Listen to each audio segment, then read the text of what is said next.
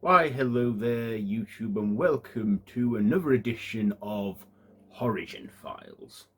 So, in this one, we're going over the origins of a character portrayed by one of the greatest actors in horror that lived, and, of course, has left his legacy in the horror genre.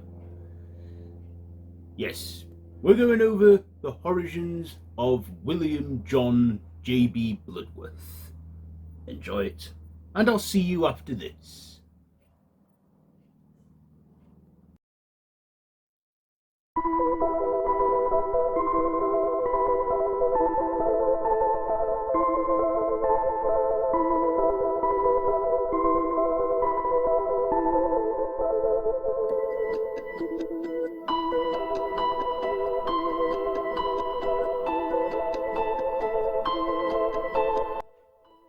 Horigin Files. William Bludworth. First appearance, Final Destination. Last appearance, Final Destination, Bloodlines. Occupation, funeral director, forensics pathologist. Created by Jeffrey Reddick. Portrayed by Tony Todd. Horror series, the Final Destination franchise. William John Bludworth, or JB as he's known to his friends, works as a man who makes a living out of the dead. First appearing as a funeral director in the first Final Destination film and the second.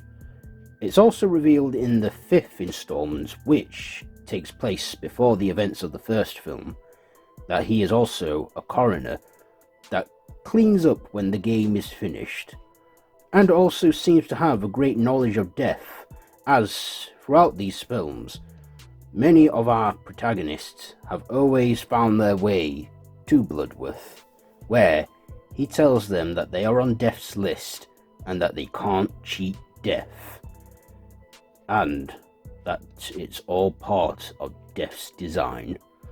Being absent through the third and fourth film, Bludworth returned for the sixth installment, Final Destination Bloodlines, where his backstory was finally revealed.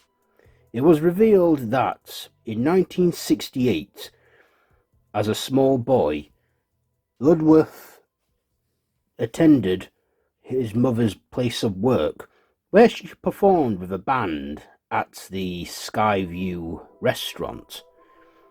However, a young woman named Iris had a premonition of the building setting on fire and collapsing, and warned people, saving a lot of lives that night, including his, lives that were never meant to be saved, and cheated death. Bludworth was the last one to die in the disaster, making him the very bottom of death's list, and many of those people that Iris saved went on to have families and people that should never have been born in the first place. So, death had to go for all of those people and the lives that should never have been, eventually working his way to Iris's bloodline, where Iris, now an old woman and sick with cancer, warns her granddaughter, who has been having dreams of her premonition. However, she proved this superstition by stepping out the safety of her cabin. Over the years, Iris looked up Bludworth. They became friends, exchanged ideas and theories, even provided Iris with the best health care, and even helped her forge her cabin stay safe. However, with Iris's bloodline now on the chopping block, he too grew sick, but warned what remained of Iris's family that being her grandchildren. He told them that there is a way to cheat death and survive, and those were kill someone. By killing them, you take their place in the valley of the living and live the lives that they should have had, what years they remain, or die by flatlining, and then, if successfully revived. Of course, that is a risky move, and as he stated, if you fuck with death, things will get messy. But one woman had survived, who also cheated death and flatlined, that woman being Kimberly Corman, who broke the cycle and the chain, saving her own life. But in the end, Bludworth was done giving advice and decided to retire, and told them that he intends to enjoy whatever time he had left, and even told those who were seeking his help. He told them, life is precious. Enjoy every single second. You never know when.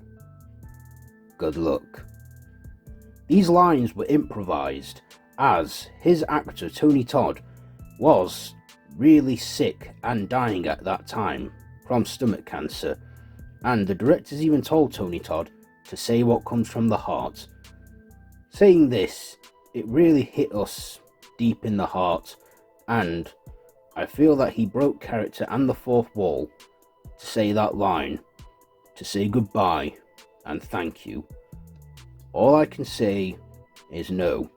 Thank you, Tony Todd, for all the horrors and stuff you've made over the years and the joy you brought to others.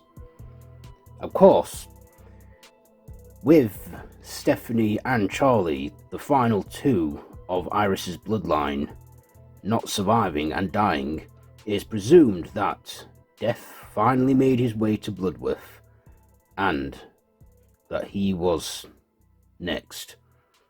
I like to think that Bludworth welcomed death, embraced him, and didn't resist, as he lived a good long life that he should never have had.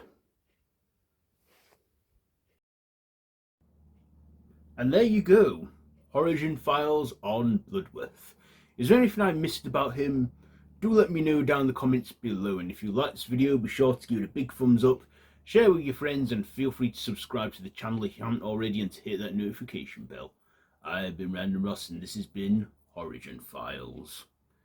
And just like Bludworth said, I've already said it once already, I'm sure you don't need to hear it again, but, you know, Tony Todd, rest in peace, my Candyman. So, until next time, don't have nightmares.